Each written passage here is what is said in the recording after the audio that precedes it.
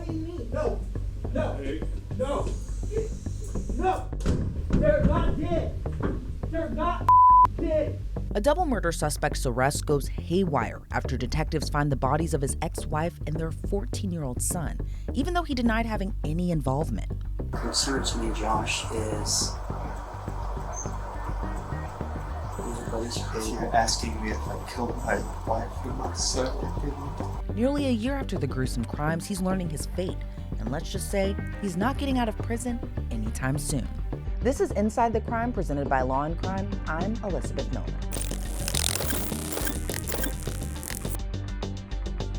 We're in Indiana for this crime, where a mom and her 14-year-old son hadn't been seen or heard from in days. Then their bodies were discovered buried in a shallow grave. Friends and family were worried when Samantha Jerrell stopped communicating with them. Those fears escalated when she didn't show up to work either. Her 14-year-old son Colton was missing too. Where could they be? Loved ones pointed out something very important to investigators, that Samantha's ex-husband, Joshua Penick, had been violent with the family in the past. Maybe he could reveal more. what I'm wanting to talk to you about. I know there's some talk about your truck. That is not what I want to talk to you about. I want to talk to you about Samantha and Colton. I understand basically a lot of people have some questions about where they're at. What do you know about where Samantha and Colton are?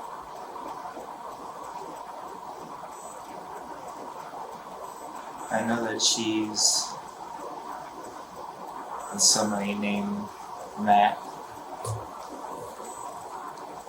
Mike. Goodwin. Okay. How do you know that? She told me that's what she's seen. And when was this? Sunday. So you know at what time?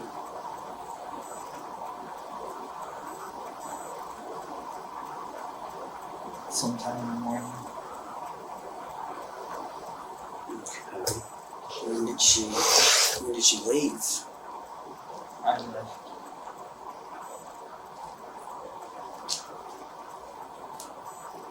You left?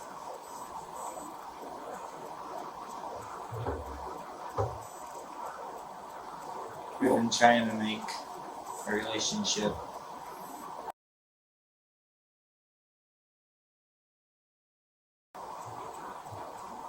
I don't know what she's doing. I don't know why she's close to me. Like, I'm not stalking her, I'm not bothering her. Why am I in trouble? Now, so you say Sunday you left. What did you leave with? Do you have a vehicle? Yeah. I know Bruce was looking for that white truck. Is that what you're driving, or? I'm driving a Yukon. The guy that has my truck, I'm using his SUV because I knew that they were looking for my truck and I didn't want to give it back because I was trying to fight to get it, to keep it. And then the sheriff's department showed up Friday or Saturday looking for me. Mm-hmm. And Bruce, he told me, like, you know, I have to return it or I'm going to go to jail. So you leave Sunday in the Yukon. Were they still there at the house then? Yes. Okay. Trinity had just came by to get money off of Sam. Sam didn't have any, and Trinity got pissed off and left with Jay, Who's Jay? one of Trinity's friends. Okay. All of this can be verified. The next door neighbors, like, I don't know, some security guru, whatever, they've got cameras everywhere. Okay. So was that the last time you spoke with Samantha? Okay. I messaged her a couple days ago, Monday, because she had told me about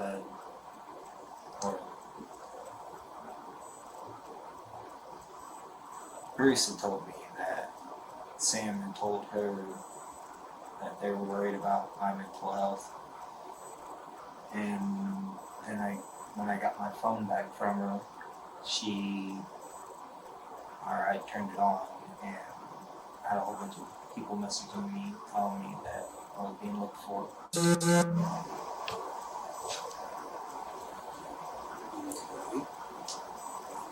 When did she give you your phone back? Sunday.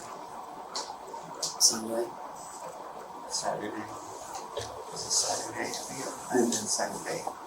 Bruce was out at your house Saturday. It was Saturday. It was Saturday Saturday. evening. Okay.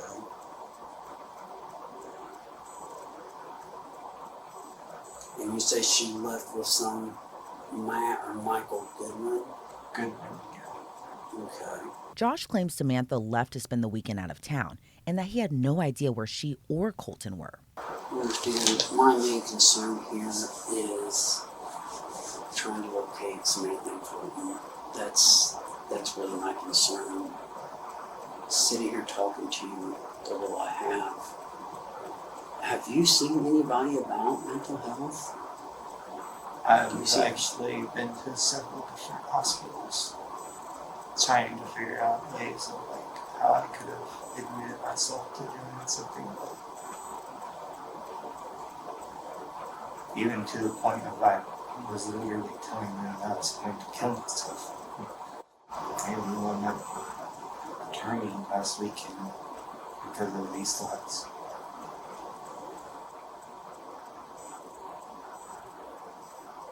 This case has ruined my life. The case he's likely talking about is his sexual misconduct case. By this point, Josh was awaiting trial for possession of marijuana, but also 6 counts of sexual misconduct for allegedly having a relationship with a 15-year-old girl. You know, cases especially of that nature can get very, yeah, it's really hard in life. But, like I said, you know, the case, everybody's easy to prove guilty kind of thing. There's still a lot to fight for there. Is Colton your biological son? Yeah. You have first one. Do you have any other children?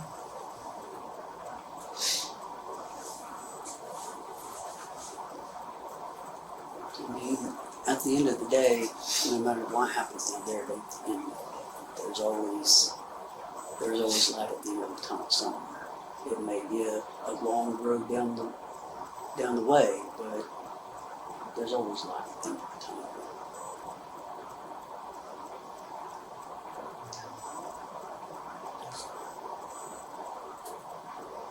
Try.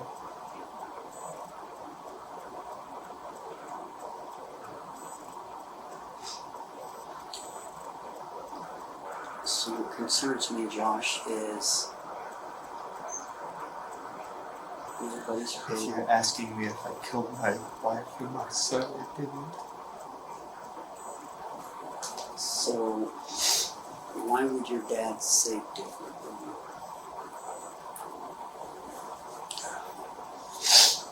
Because they think I did. Because they're missing.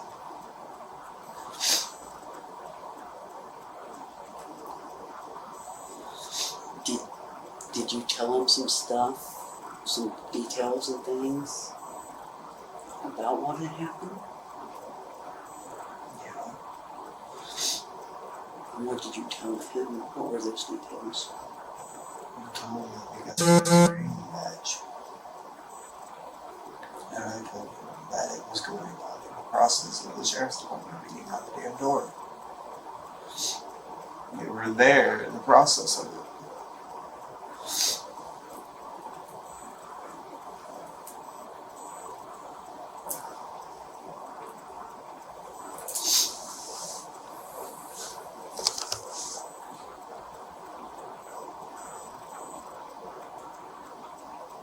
Who was there at this time? Who was there at the house? Sam. Colton was at Hancock's. He lived on the road. Okay.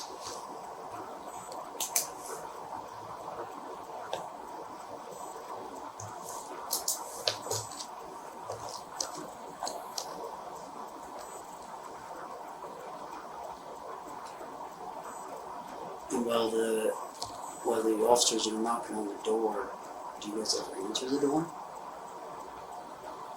Sam tells me not to. Okay. She said they're there for me.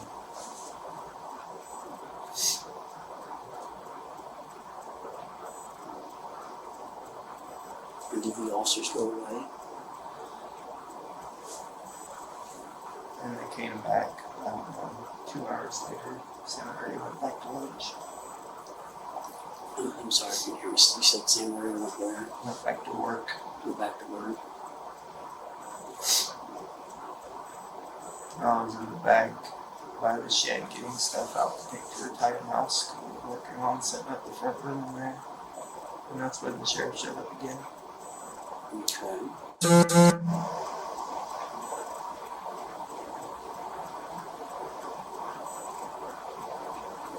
He told me about my truck. They were freaked out about it.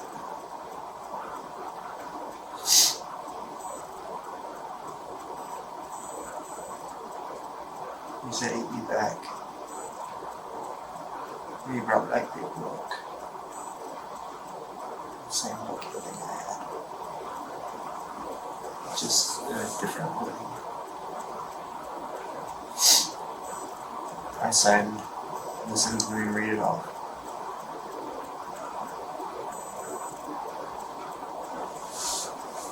And I did exactly what I said I was going to do.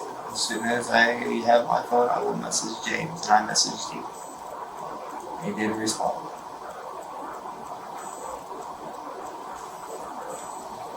It's 500 messages from everybody else, though.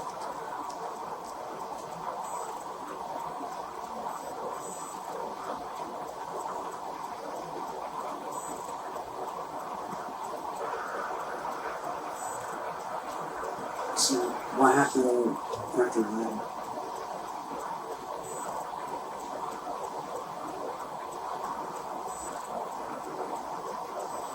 Me and Sam were talking. I told him I just wanted to spend more night with him. I just wanted, because I'm getting ready to go to jail. I know she doesn't want to be with me. I know she doesn't want to be with me. She just hasn't told me yet because she's worried about me. And I've already threatened to have myself with arrest already. I understand. I don't really have anything to offer anymore. I can't get a job to try.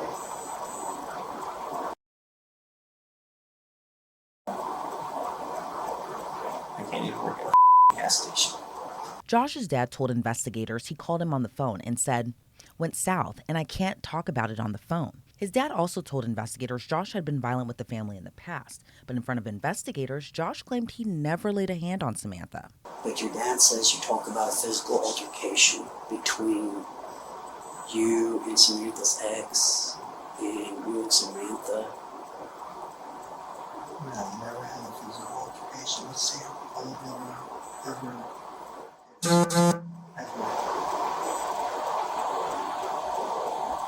I would never, ever have. Is there a reason why you told your dad this, though? I never told him that I hit her. Did you tell him about a physical altercation and not necessarily hit it? No. There was no physical altercation between me and her.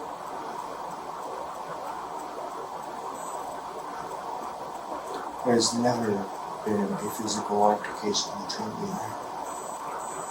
Is that what she's saying? She's saying that I hit her? No, I'm not saying, we're talking about what you and your dad talked about.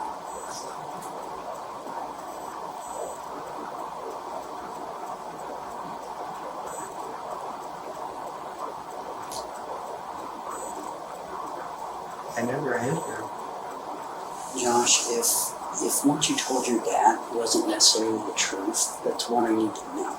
Obviously, your dad would have known these other opportunities. But he obviously says some things that you told him I told him that I was going to chop James up and feed him to the pigs. Okay. It's not exactly a physical implication, it's just what I would have liked to have done at the point in time. Did you mention something about maybe choking Samantha? Maybe more in a rhetorical sense that it sounds like she's... Oh, I would absolutely love to choke her.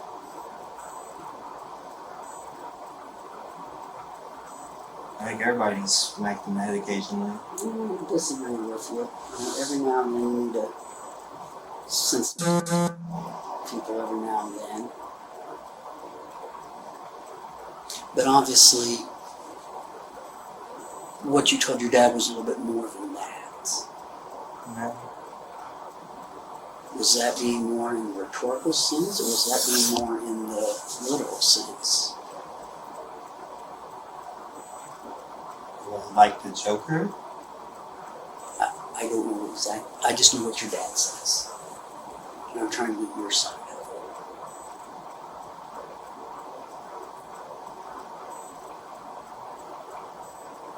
I don't want to hurt her. I'd like her to understand that, this has really affected me. That's all I want. I just want her to understand that, this is really hard. This isn't what I want. This is not what I want to deal with. Who the wants to deal with this every day? How is it that I'm being cursed for my entire life? Josh was adamant for a while that he had nothing to do with their disappearance, but the detective wasn't buying his story. Josh, I've been doing this for, what is it, 2024 or so. I've been doing this for like 8 years as a detective. I've been here a total of 16. People don't go missing since Sunday morning. So where are we at? 4 days now? Sunday, Monday, Tuesday, Wednesday. We're into Thursday now. People don't go missing for 4 days and not resurface. So they reach out to somebody, they talk to somebody, something. Those Samantha and Colton's phones aren't on, they're off. Snapchat's not active. There's no activity from it. The car's found abandoned, parked in some woods up from the house. Something bad has happened. What? We don't know yet. We'll get to the bottom of it eventually. But at this moment, we don't know. All we know is, most likely, they were out there, they're cold. Animals could be stringing bodies apart. We don't want that. We need to bring them home, give them a proper burial, and be done with this. They're not dead. Josh, They're not dead. I don't know that for sure. They're but not dead. Everything says they are. They're not dead. Then where are they? I don't know, but they're not dead.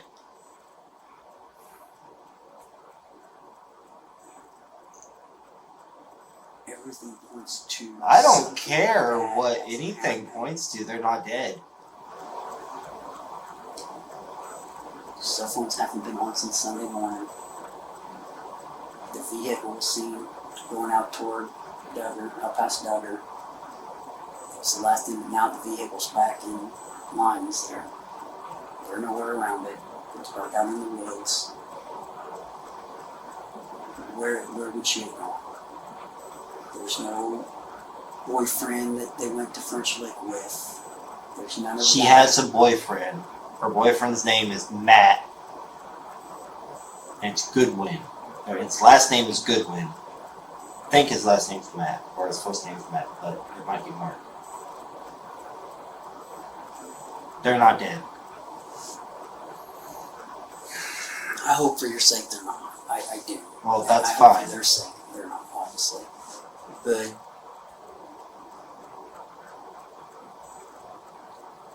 everything you told your dad... I didn't tell my dad anything. I'm done. I'm done talking about this. Investigators didn't get anywhere with Josh during that initial interview, but he was arrested anyway. Josh? Go ahead, stand up. I'm Detective David Elmore, Spring County Sheriff's Office. Put your hands on the wall for me. You got anything on you that's going to poke me, hurt me, or anything? No. Okay. We'll just make sure. I know you've been here for a minute, so I doubt it, but. Alright. Go ahead and keep your hands on the wall. Give me this hand. Take this off.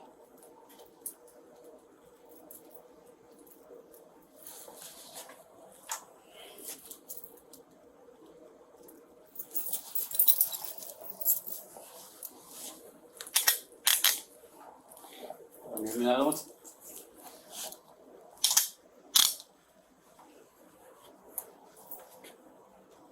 Thank you, sir.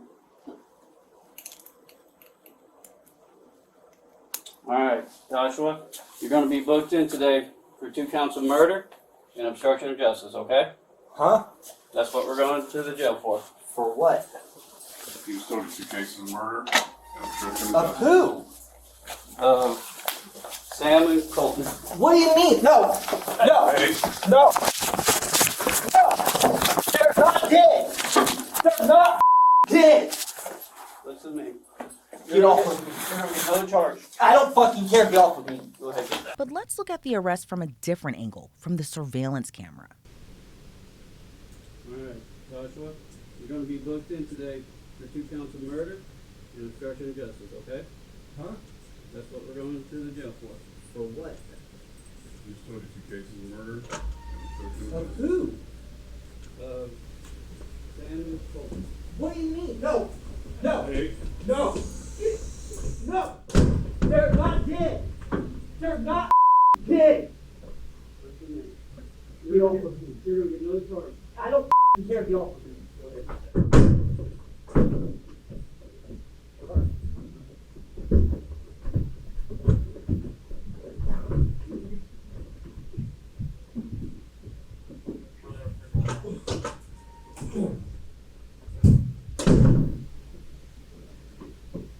Alright.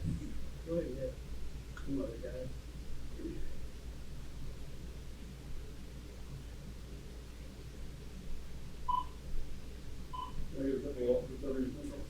Eventually, officers had to bring out restraints to subdue him.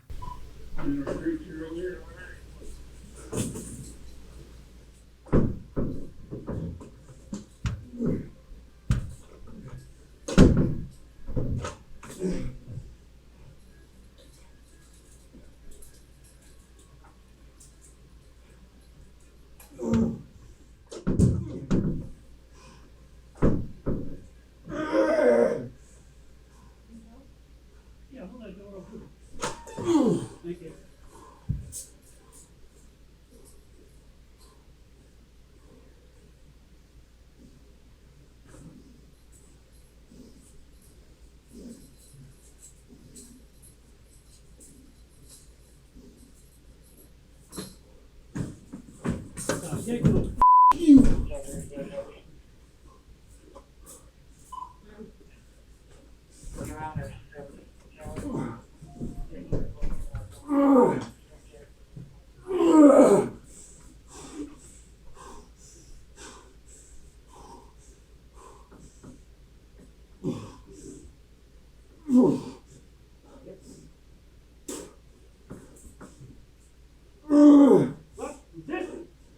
You!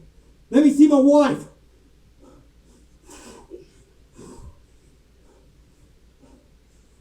You don't have to squeeze my head to the ground. Going hitting it. I'm trying! Yeah, we don't want you to hit your head anymore. Quit kicking it.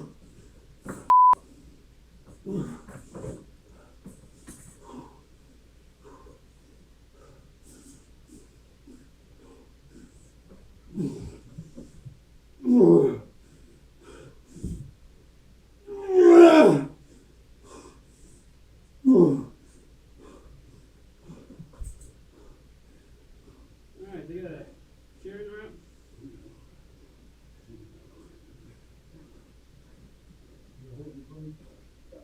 Go ahead and take that other shoe off too.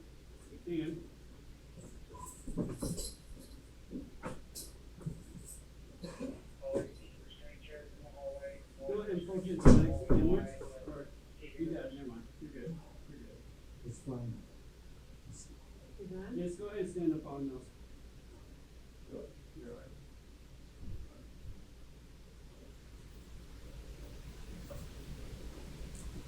Guys, lift my right arm, please. You gonna just use No. this as a reason to start hitting? No. Is she really dead?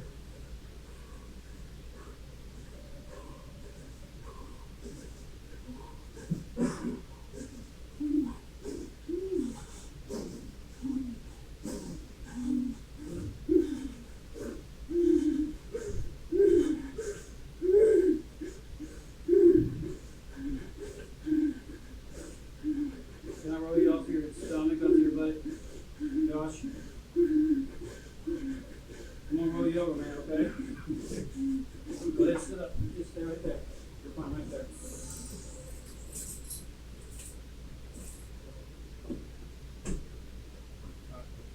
Let me put you in this chair.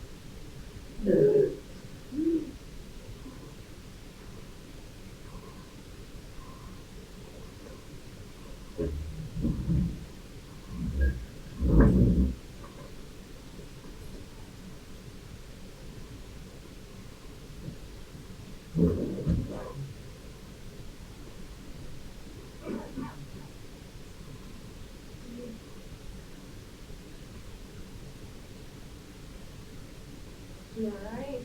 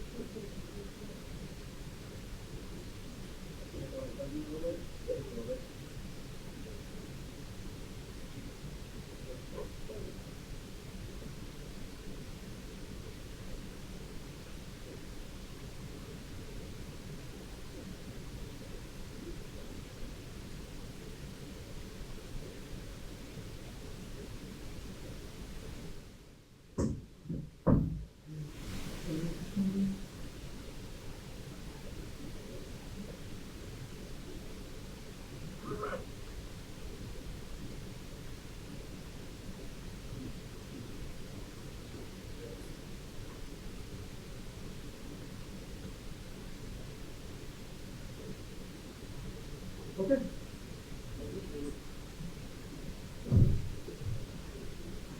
Yeah, you can get the door. We're good. Thank you. According to court documents, Josh later confessed to the murders. He reportedly said, "I just put my hands around her neck and wouldn't let go and buried them in the same grave." Samantha and Colton's bodies were found by cadaver dogs in a shallow grave at Bear Run Mine. Josh even reportedly wrote a letter and left it with his family members that partially said, quote, "Dad, sorry, I don't know what's wrong with me, and you all deserve better. I leave you three with my remainder life material items, any money I owe to you, and everything belongs to you. Let go, it's okay now. Breathe, live, love, laugh, prosper." Josh initially pleaded guilty to his charges, but in July of this year, he changed his plea. He reportedly waived his rights, including his right to counsel, and pleaded guilty to 2 counts of murder. Last month, he learned his fate. He was sentenced to a total of 120 years in prison, 60 years on both counts of murder, to be served consecutively. It's unclear where Josh Penick is serving his sentence, but online records show it is within the Indiana Department of Corrections. That does it for this episode. Be sure to check out more episodes on the Law and Crime YouTube channel. I'm Elizabeth Millner, and this has been Inside the Crime.